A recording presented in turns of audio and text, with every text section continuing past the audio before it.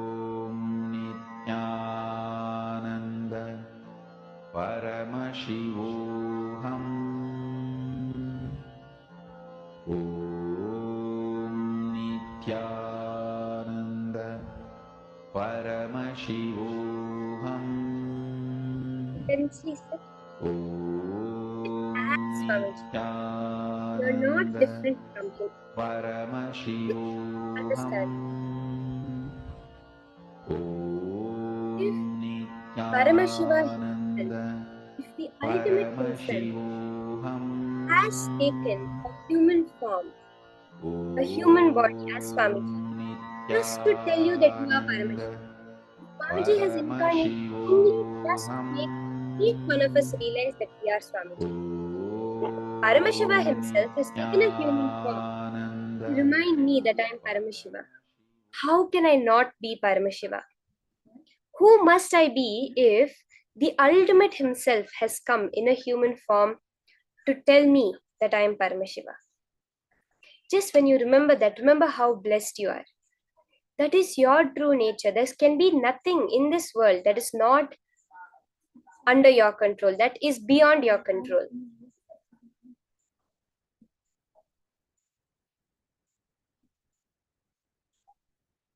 The same way as you can now, as Paramashiva, the whole world will just listen to you with that cognition. Shanta Mahavakya, and the temperature of the water will change. Paramashivoham.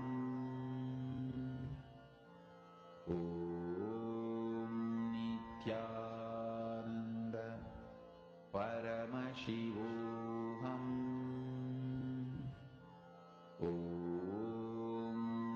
Nithyananda Paramashivoham.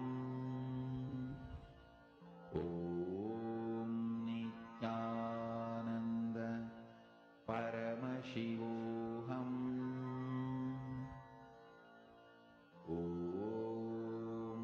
Nithyananda Paramashivoham. Nithyananda Paramashivoham.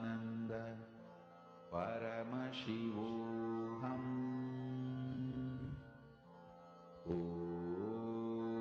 Nithyananda Paramashivoham.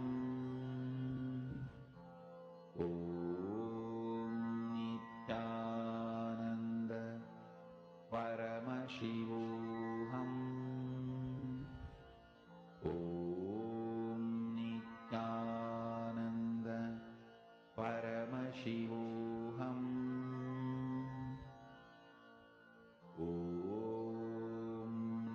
Nithyananda Paramashivoham.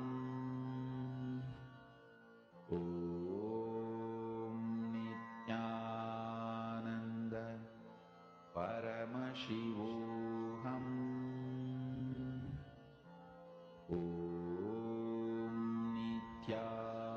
Nithyananda Paramashivoham.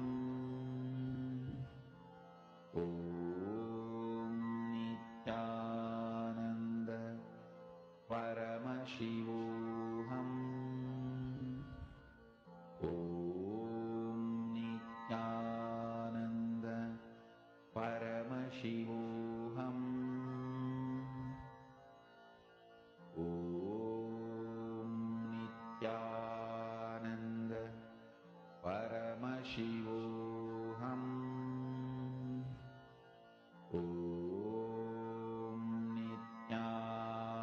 Nithyananda Paramashivoham.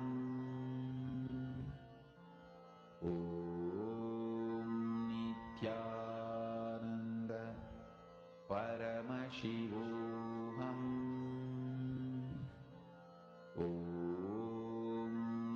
Nithyananda Paramashivoham. Nithyananda Paramashivoham.